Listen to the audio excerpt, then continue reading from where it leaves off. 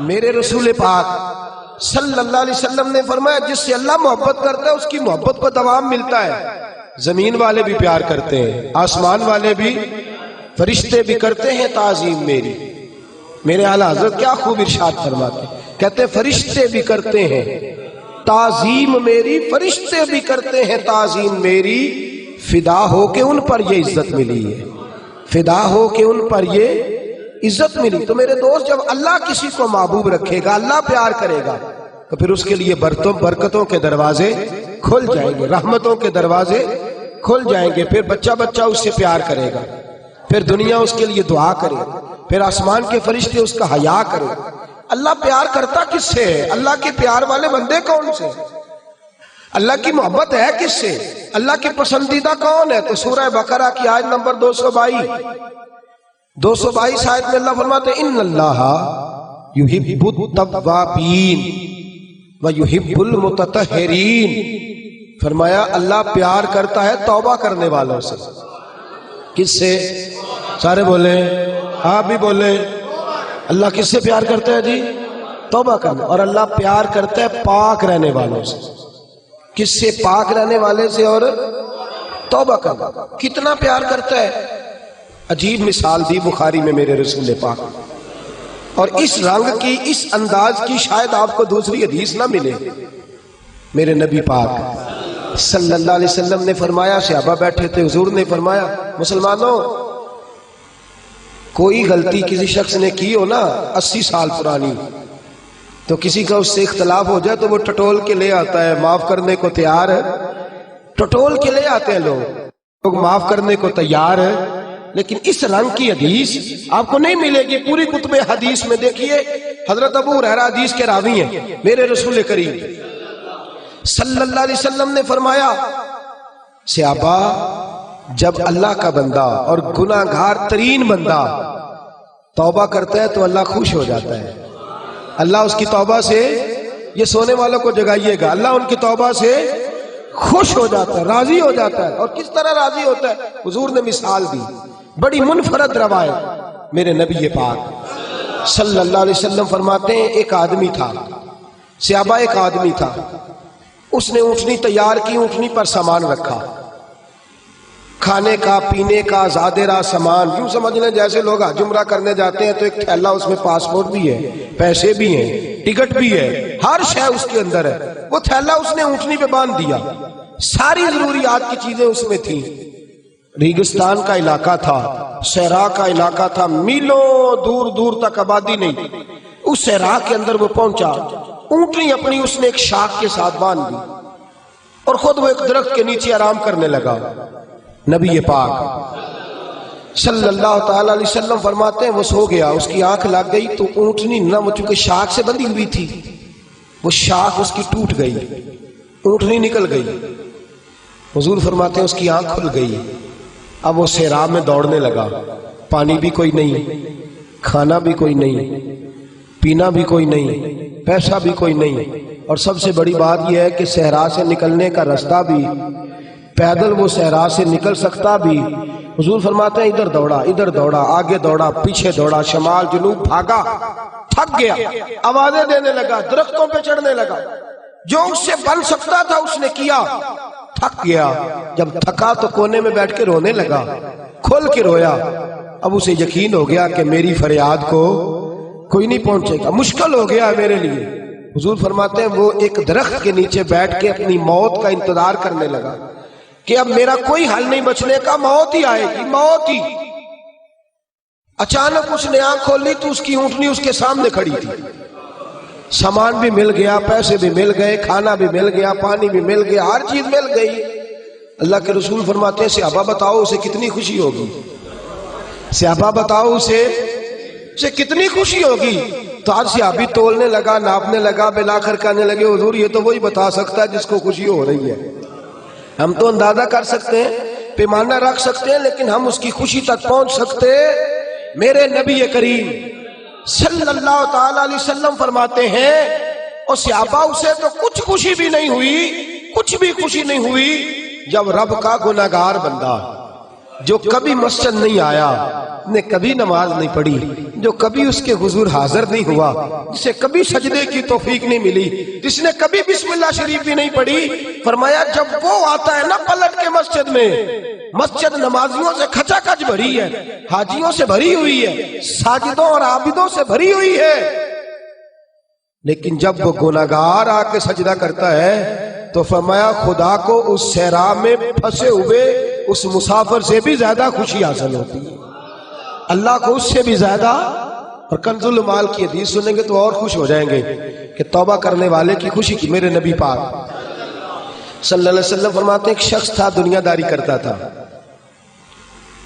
بڑا مال، بڑی جائیدادیں، بڑا ڈیرا، بڑا کھانا پینا، بڑا آنا جانا لوگوں کا، بڑے پیسے۔ اچانک حالات کسی وجہ سے بدل گئے، کچھ ایسے معاملات ہو گئے کہ اس کا کاروبار ٹھپ ہو گیا، زمینیں بک گئی، جائیدادیں اجڑ گئی، کیونکہ وہ بھی اللہ کی نافرمانی میں مبتلا تھا تو ہر چیز ضائع ہو گئی۔ نبی پاک صلی اللہ علیہ وسلم فرماتے ہیں جب ہر چیز اس کی چلی گئی نا، وہ کبھی مسجد نہیں آیا تھا، بنی اسرائیل کا شخص تھا تو کبھی وہ اللہ تبارک و تعالیٰ کی بارگاہ میں حاضر نہیں ہوا۔ اب جب سب کچھ چلا گیا نا، کوئی وہ دوست سجن جو پہلے بڑے قریب تھے وہ آہستہ آہستہ پیچھے ہٹنے لگے، 2-4 دن تو ادھارے پیسے دیے، پھر اس کے بعد کہنے لگے یہ تو بھکاری ہو گیا ہے، بھکاری، وہ تیری آنکھ یا سنگ ملامت کی چبھن کون پہنچا ہے میرے درد کی گہرائی تک، دور شہرت میں تو یاروں نے کیا یاد بہت، ساتھ آیا نہ کوئی کوچہ رسوائی تک۔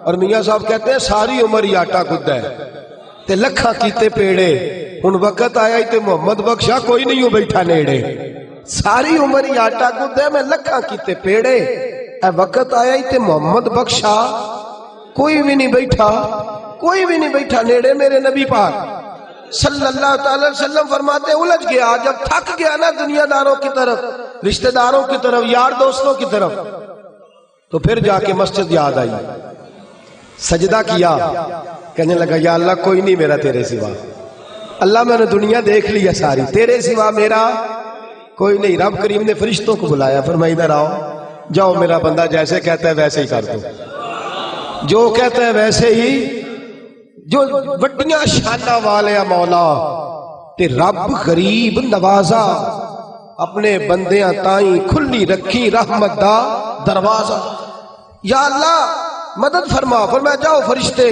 جیسے یہ کہتا ہے ویسے ہی۔ فرشتے کہنے لگے یا اللہ ہماری ضرورت تو نہیں،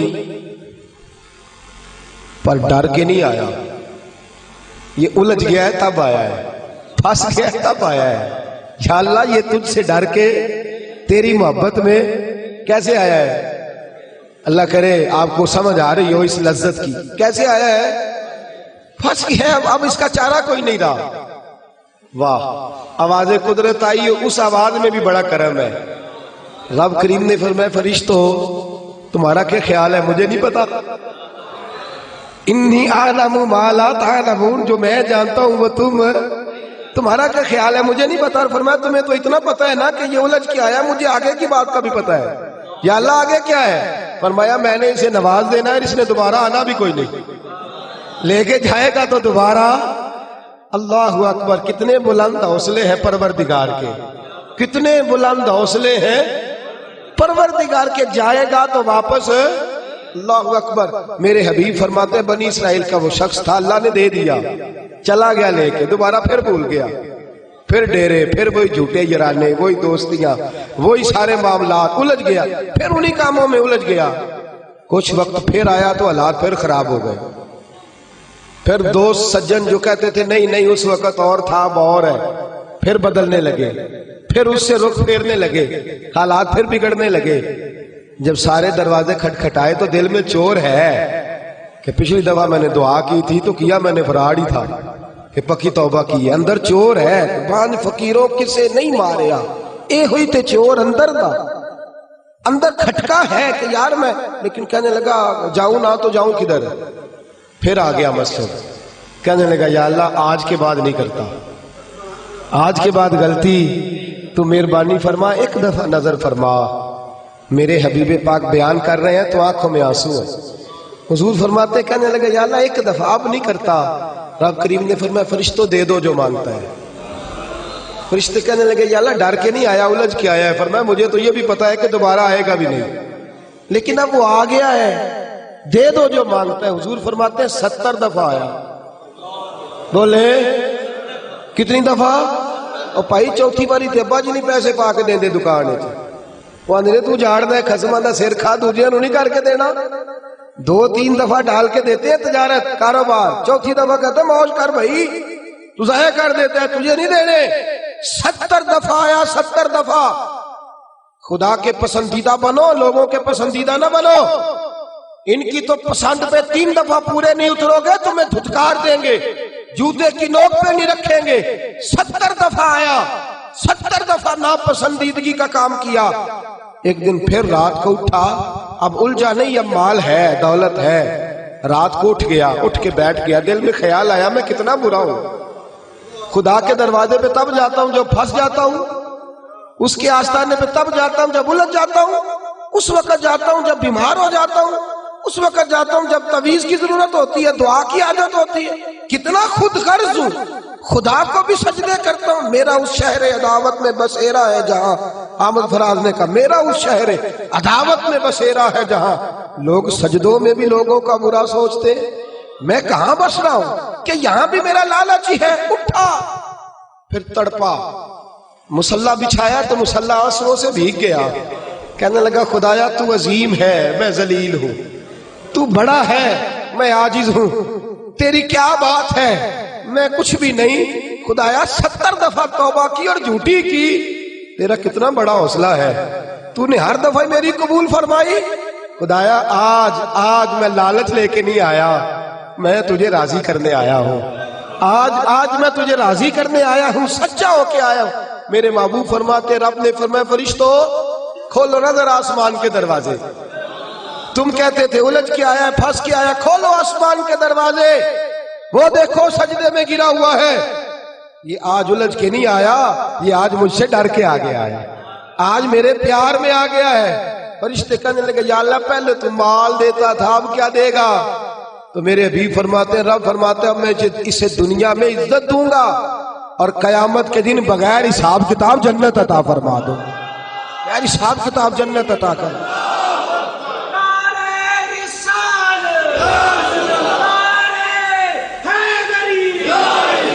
میرے دوست چھوڑ دنیا کی پسندیدہ, روز نیا رنگ اختیار کرنا, بندے مجھے پسند کریں, روز نیا سٹائل اختیار کرنا لوگوں کی. اب یہ رواج آ گیا, اب یہ رواج آ گیا, اب یہ چکر چل گیا ہے. نہیں جی نہیں, اب میری حویلی بتی بڑی اچھی ہے, بڑی خوبصورت ہے, اور سارے میرج ہالوں میں شادیاں کرتے ہیں. میں نے دنیا چھوڑ, دنیا کبھی کبھی کوئی پسندیدہ بنا ہے, تجھ سے ایک مکر کراتے ہیں, پھر کہتے ہیں دوسرا بھی کر, پھر کہتے ہیں تیسرا بھی کر. یہ تو تجھے مکر کرا کے تھکا دیں گے, نچا کے تھکا دیں گے. یہ دنیا تیرا امتحان لے گی, 1 کے بعد 2, 2 کے بعد 3, 3 کے بعد 4. یہ تو تجھے رسوا کر دے گی, الجھا دے گی. عرش کا مالک ہے جو امتحان نہیں لیتا, وہ کہتا ہے تو ایک بار آ جا صحیح, تو آ جا صحیح. میرے حبیب فرماتے ہیں تیرا کام پہنچ جانا ہے, اور پھر رب کا کام تیرے لیے رحمتوں کے دروازے کھول دینا ہے. لیکن مصیبت میں بھی اب یاد خدا ہم کو نہیں آتی. اکبر الہ آبادی کہتے ہیں مصیبت میں بھی اب یاد خدا ہم کو نہیں آتی, دعا منہ سے نہ نکلی, بس جیبوں سے عرضیاں نکلی.